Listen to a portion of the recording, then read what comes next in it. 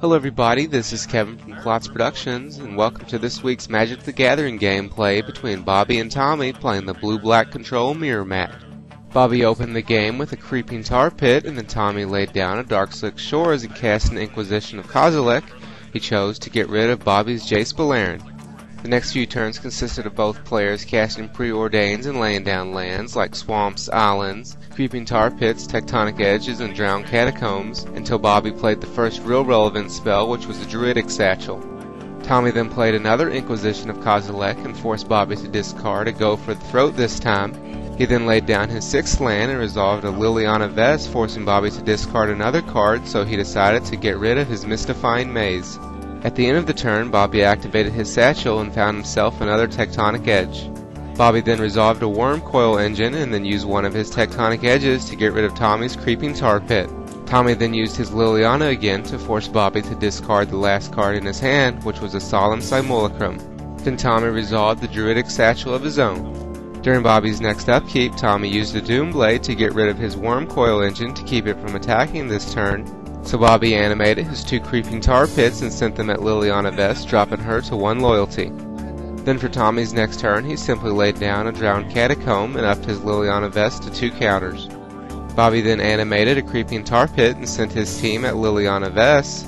Tommy activated his satchel only to find a Darkslick Shores, and then his Liliana ended up dying.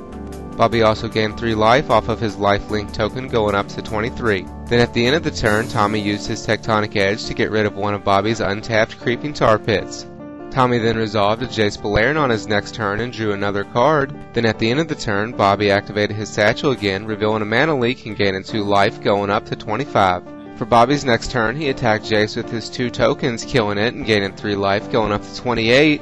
Then at the end of the turn, Tommy activated his satchel again and found a Creeping Tar Pit. Tommy simply passed his next turn after drawing his card, at which point Bobby activated his satchel again, revealing a Psychic Barrier, gaining 2 life and going up to 30. Bobby then attacked for 6 with his 2 Worm Coil tokens, taking Tommy down to 14 and bringing himself up to 33. Then at the end of the turn, Tommy activated his satchel again, revealing a Consecrated Sphinx and getting himself a Saproloin token. Tommy then tried to resolve the Sphinx, however Bobby stopped it with his Psychic Barrier, taking Tommy down to 13. Then Bobby revealed a Sphinx on the top of his library with his satchel this time, getting himself a token. Bobby then started his next turn by attacking with his tokens. Tommy decided to block one of the 3/3s with his 1/1 and take 4 damage, going down to 9 life, bringing Bobby up to 36. At the end of the turn, Tommy found another swamp with his satchel. Then on his turn, he attempted to resolve a Karn Liberated. Bobby responded with a mana leak, which Tommy had enough to pay for. However, Bobby had a second mana leak to be able to stop the Karn from resolving. So Tommy scooped it up, giving Bobby the win. That was a